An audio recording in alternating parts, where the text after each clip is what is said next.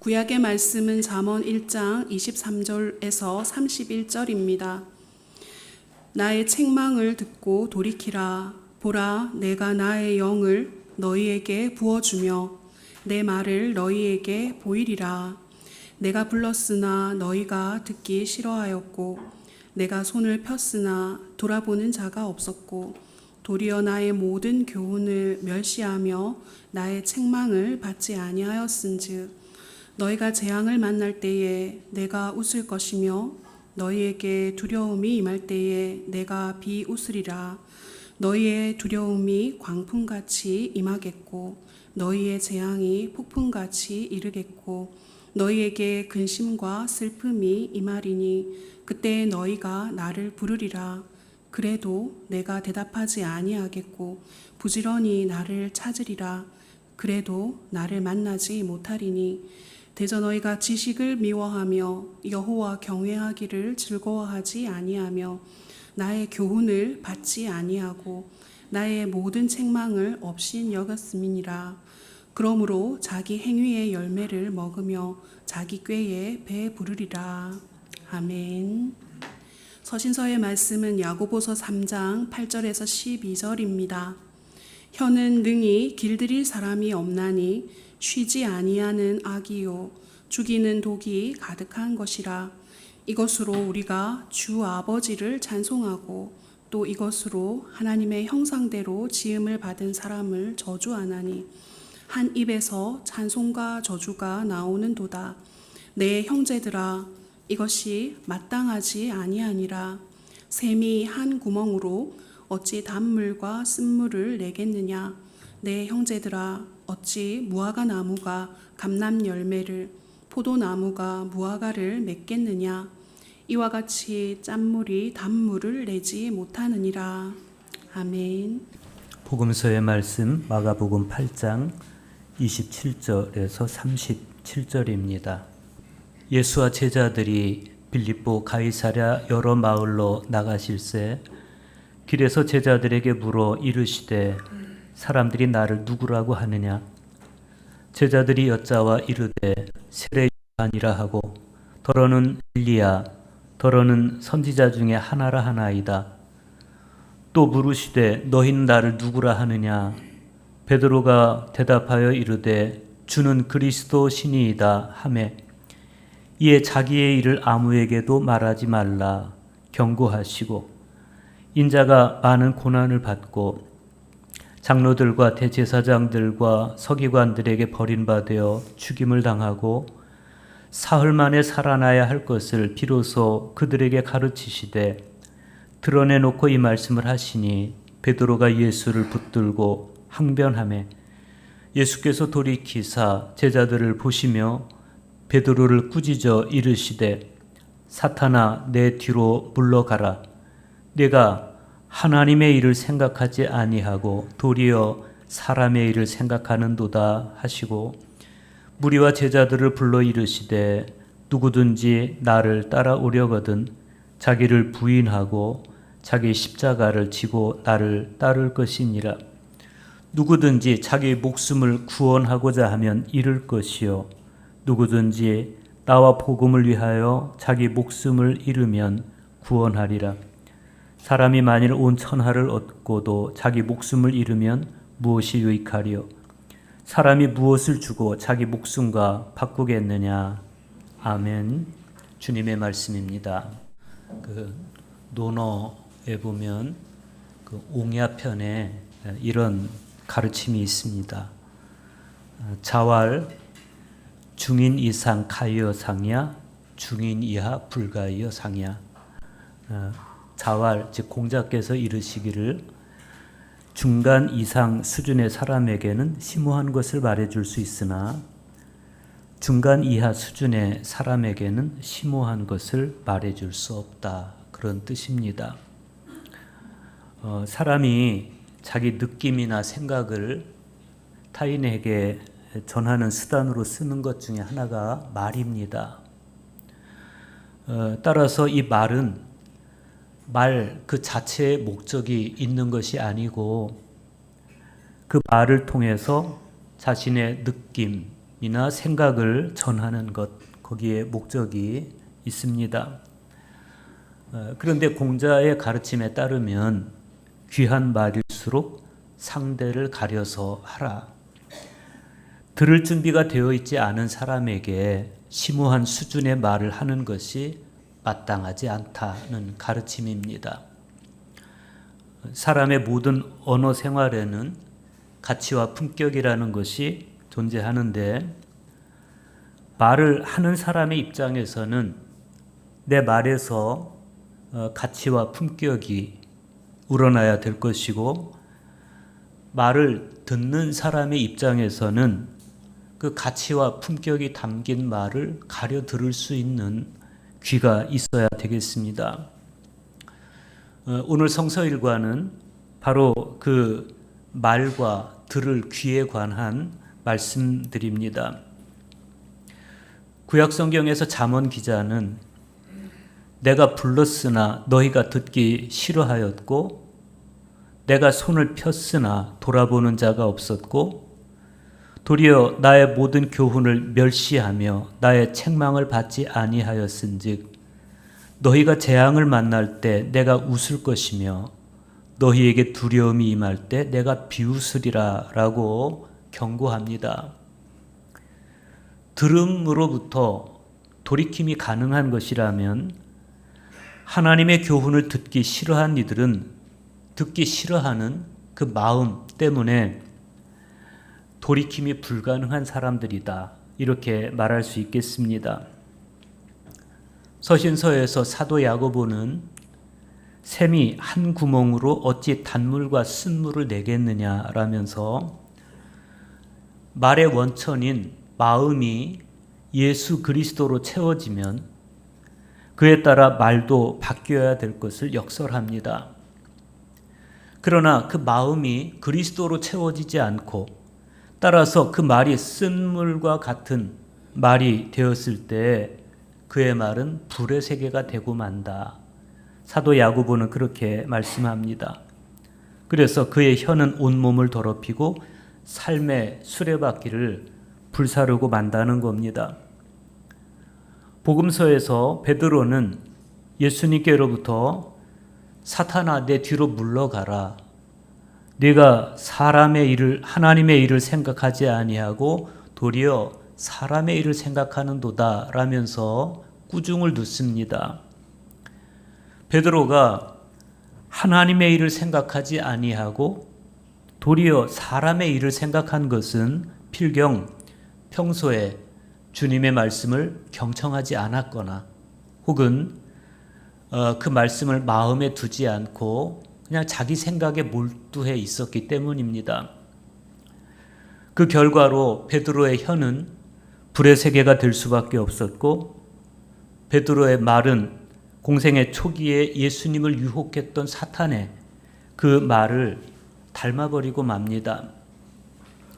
결국 오늘 성서 일과가 우리에게 주는 공통된 교훈은 우리의 언어 생활이 성경 말씀에서 우러나야 한다는 겁니다. 성경은 인간이 쓰는 말로 표현된 하나님의 말씀입니다. 하나님은 우리가 사용하는 언어를 도구로 삼아서 당신의 마음과 뜻을 우리에게 표현하시고 가르쳐 주셨습니다. 그래서 우리가 말을 하기에 앞서서 먼저 하나님 말씀을 경청하는 것, 하나님의 말씀에 귀를 기울인다면 우리의 언어 생활 전체를 통해서 하나님의 마음이 우러나게 될 것입니다. 오늘 복음서의 말씀을 먼저 보겠습니다. 사람들이 예수가 누구신지 정확하게 알지 못할 때 베드로는 주는 그리스도시니이다 라면서 예수가 그리스도이심을 입으로 고백했습니다. 마가는 그 이후에 베드로가 들은 예수님의 칭찬을 소개하지 않습니다. 그런데 마태의 기록에 의하면 이때 주는 그리스도시요 살아계신 하나님의 아들이십니다. 이 고백에 대해서 예수님께서 굉장한 칭찬을 하십니다. 바요나 시몬아 내가 복이 있도다. 이를 네게 알게 한 이는 혈육이 아니요 하늘에 계신 내 아버지시니라. 그런데 그렇게 굉장한 칭찬을 들었던 베드로가 또 얼마 지나지 않아서 굉장한 꾸중을 듣습니다. 사탄아, 내 뒤로 물러가라. 네가 하나님의 일을 생각하지 아니하고 도리어 사람의 일을 생각하는도다. 예수님께서 베드로를 사탄이라고 말씀하신 이유는 베드로가 예수님께 사람의 길을 제시했기 때문입니다. 베드로의 신앙 고백을 들은 예수님께서 비로소 제자들에게 당신께서 많은 고난을 받고 장로들과 대제사장들과 서기관들에게 버림받고 죽임을 당하고 사흘 만에 다시 살아나야 할 것을 말씀하십니다. 오늘 복음서의 말씀은 바로 그때 베드로의 반응에 대해서 굉장히 분명하고 노골적으로 묘사합니다. 32절 보십시오. 베드로가 예수를 붙들고 항변하매. 그래요. 마가는 이때 베드로가 예수를 붙들었다라고 증언합니다. 여기서 붙들었다라는 헬라어 원문은 개인적으로 은밀한 대화를 나누기 위해서 예수를 자기 곁으로 끌어당겼다, 이런 의미입니다. 그러니까 베드로의 이런 모습은 어떤 중재 역할을 하려는 사람의 전형적인 태도입니다. 그리고 항변했다고 그럽니다. 이 항변했다라는 말의 헬라어 어원은 책망하고 꾸짖으며 비난했다, 이런 뜻입니다. 그러니까 베드로는 예수님을 바짝 자기 곁으로 끌어당겨서 책망하고 꾸짖고 비난하고, 그리고 다른 의견, 자기 의견을 제시하면서 자기 생각을 받아들이도록 종용했다는 겁니다. 공동번역 성경에 보면 베드로가 예수님의 말씀에 대해서 그래서는 안 된다고 펄쩍 뛰었다, 이렇게 번역하고 있고, 같은 상황을 기록했던 마태의 증언에 의하면 베드로가 예수님을 붙들고 항변하는데 주여 그리 마옵소서, 이 일이 결코 주께 미치지 아니하리이다 라고 말했다는 겁니다. 베드로의 이런 행동은 신앙에서 나온 게 아닙니다. 자기 생각에서 나온 것이고 세속적인 메시아 사상에서 나온 겁니다. 그러니까 베드로의 생각에, 자기 생각에 고통을 당하고 죽임을 당하는 건 그 메시아에게는 맞지 않는 일이었습니다. 이미 베드로의 생각 속에 자리 잡은 메시아 사상은 이사야 선지자가 예언한 것처럼 찔림을 당하고 상함을 당하고 그렇게 완성되어 가는 메시아 사역이 아니었습니다. 우리 신앙관도 그럴 수 있습니다. 되게 우리가 생각하는 신앙이라는 게 뭡니까? 전능하신 하나님이에요. 그 전능하신 하나님께 나를 의탁하는 겁니다. 그래서 우리 역시도 마찬가지인 겁니다. 고난이라든지 수치심이라든지 실패라든지 이런 건 우리가 생각하는 메시아, 우리가 생각하는 하나님과는 맞지 않는 단어입니다. 이런 단어들이 하나님의 전능성을 훼손한다고 생각을 하는 거예요. 그리고 하나님의 전능성이 훼손되면 그분께 의탁되어 있는 내 삶도 영향을 받을 수밖에 없는 것이죠. 그래서 우리는 애써 전능하신 하나님, 무소부재하신 하나님, 그러면서 하나님의 전능성을 생각합니다. 고난받는 하나님, 치욕당하는 하나님, 이런 하나님은 생각하지 않아요. 오늘 베드로의 거친 행동과 실언은 바로 그런 메시아 사상, 그런 초조함에서 나온 겁니다. 베드로의 이런 태도는 공생의 초기에 예수님을 유혹했던 사탄과 굉장히 닮았습니다. 사탄은 예수님께 40일을 금식하면서 고통스럽게 걸어가기보다는 돌로 떡을 만들어 배불리는 쉬운 길을 제시했었습니다. 아무도 알아주지 않는 십자가의 길을 걷는 것보다는 성전에서 뛰어내리는 기적적인 행동을 통해서 영웅이 되는 길을 제시했습니다. 가난한 시골 마을에서 무명으로 살기보다는 단 한 번 사탄에게 절하는 조건으로 산 아래 도시 국가를 갖게 되는 길을 제안했습니다. 그런데 예수님의 제자인 베드로의 항변 속에 그런 사탄의 유혹이 음흉하게 숨겨져 있다는 겁니다. 그랬기 때문에 예수님은 베드로에게 사탄이라고, 사탄아 내 뒤로 물러가라, 이렇게 나무라실 수밖에 없었던 겁니다. 이어지는 말씀 보십시오. 34절에서 36절입니다. 무리와 제자들을 불러 이르시되 누구든지 나를 따라오려거든 자기를 부인하고 자기 십자가를 지고 나를 따를 것이니라. 누구든지 자기 목숨을 구원하고자 하면 잃을 것이요 누구든지 나와 복음을 위하여 자기 목숨을 잃으면 구원하리라. 사람이 만일 온 천하를 얻고도 자기 목숨을 잃으면 무엇이 유익하리요? 예수님께서 베드로를 사탄이라고 몰아붙이시면서 네가 하나님의 일보다 사람의 일을 더 생각한다고 꾸짖으셨던 근본적인 이유가 여기 있습니다. 베드로가 자기를 부인하고 자기 십자가를 지고 주님을 따르는 것이 아니고 자기 생각을 앞세워서 십자가를 부인하고 자기 목숨을 스스로 구원하려고 했기 때문입니다. 베드로는 스스로 목숨을 구원하려고 했지만 그러나 그것은 목숨을 잃는 길이었습니다. 성경이 말씀하는 목숨, 즉 생명은 하나님에 의해서만 잉태되고 유지되는 거예요. 하이데거의 표현을 빌리면 인간은 세계 그리고 나 그리고 존재라는 특성을 지니고 있습니다. 기독교 용어로 바꾸면 그것이 바로 피조성입니다. 피조물은 스스로 자기를 완성할 수 없습니다. 존재의 근거가 자기 내부에 있는 것이 아니고 외부에, 즉 하나님께 있기 때문입니다.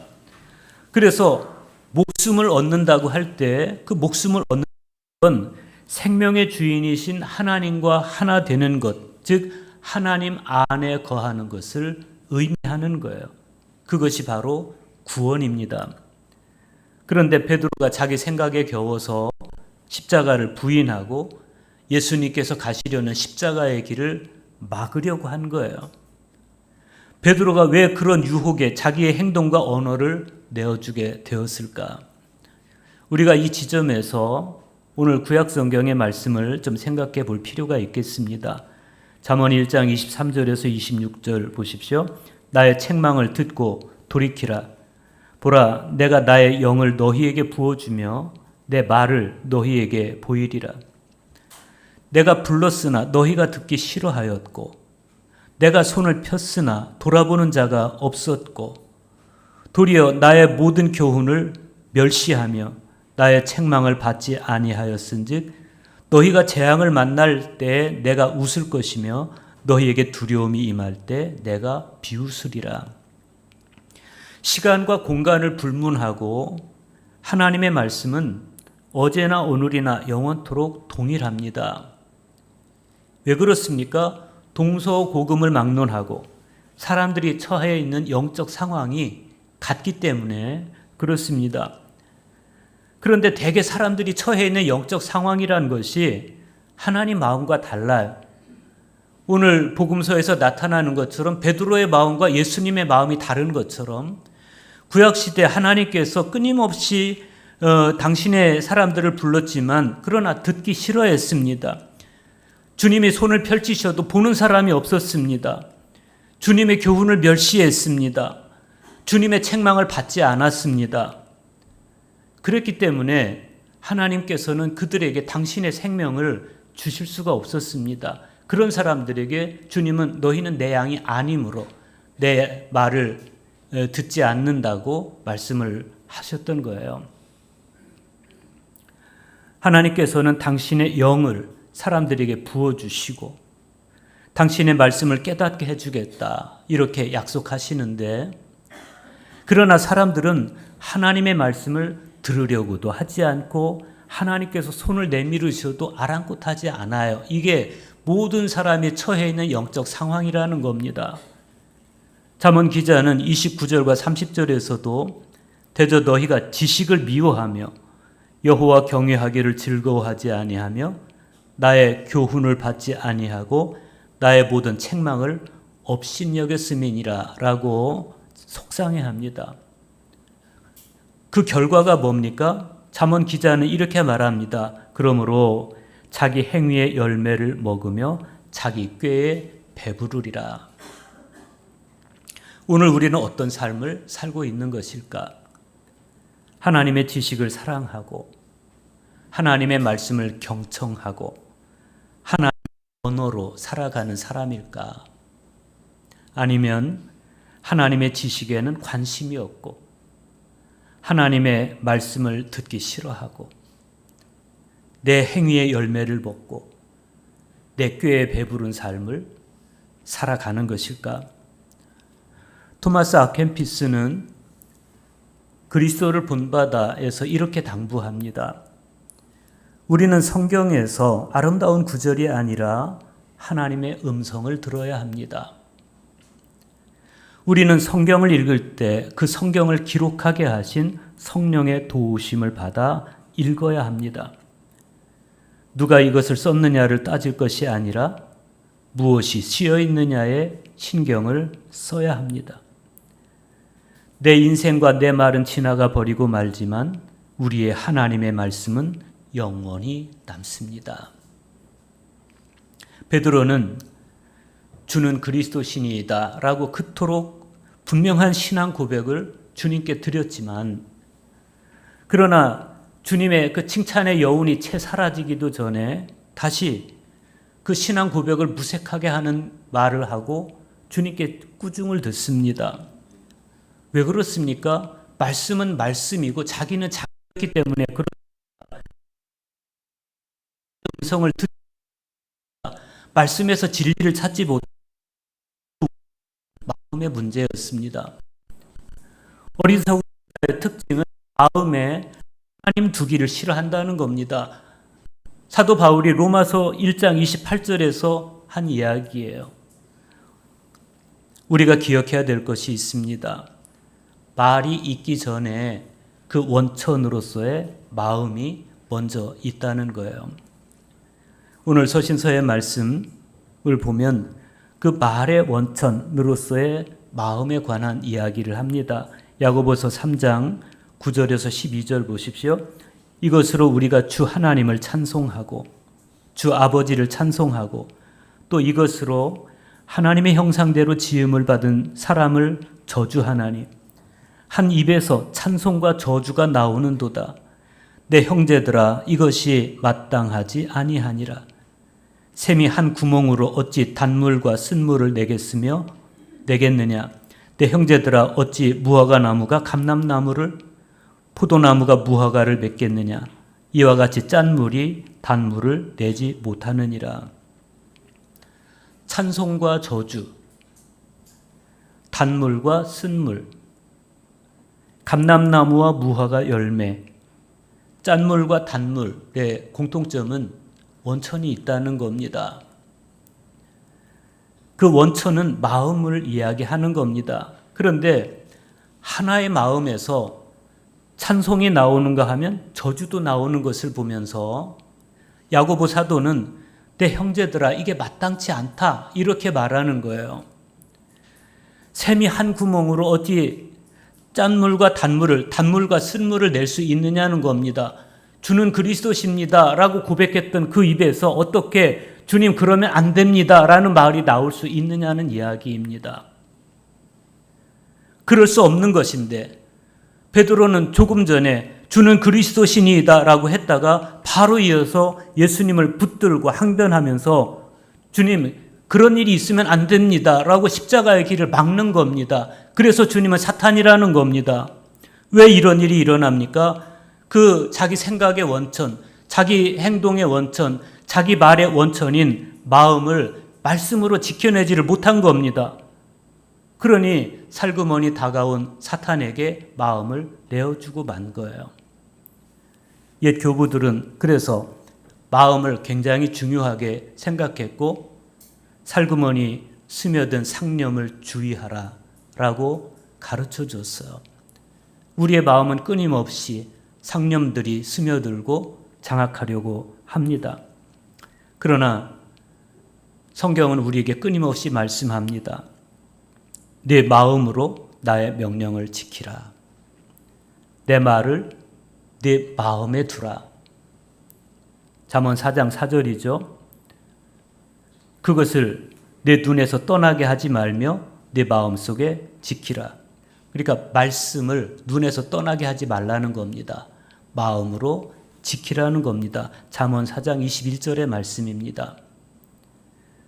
잠언 4장 23절에서 말씀합니다. 모든 지킬 만한 것 중에 더욱 내 마음을 지키라. 내 언어 생활의 원천이 되는 마음, 그 마음에 예수님이 계시면 그 원천으로부터 우러난 내 말이 주님께 칭찬을 듣게 된다는 겁니다. 주님이 내 마음에 계시면 내 마음에서 우러나는 모든 말들은 주님께서 하시는 말씀에서 우러나는 겁니다. 노자는 도덕경 3장에서 불연 가욕하여 사심불란하라 이렇게 말해요. 욕심낼 만한 것을 내보여서 마음을 어지럽게 하지 말라는 겁니다. 속에서 나오는 욕심을 겉에서 누리려고 하지 말고 아예 속에서부터 나오지 못하게 하라. 그런 거죠. 그리스도인으로서 어떻게 우리가 그런 삶을 살아갈 수 있을까? 주님께서 당신의 영을 우리에게 부어주시고 당신의 말씀을 우리에게 보이셨을 때 성령의 도우심 안에서 그 말씀을 경청하고 그 말씀으로 우리의 속사람, 마음이 정복될 때 나의 모든 사심이 정복이 되는 겁니다.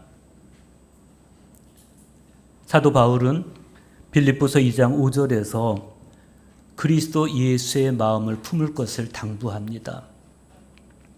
예수님의 마음을 품으면 예수님처럼 생각하고 예수님처럼 말하고 예수님처럼 행동합니다.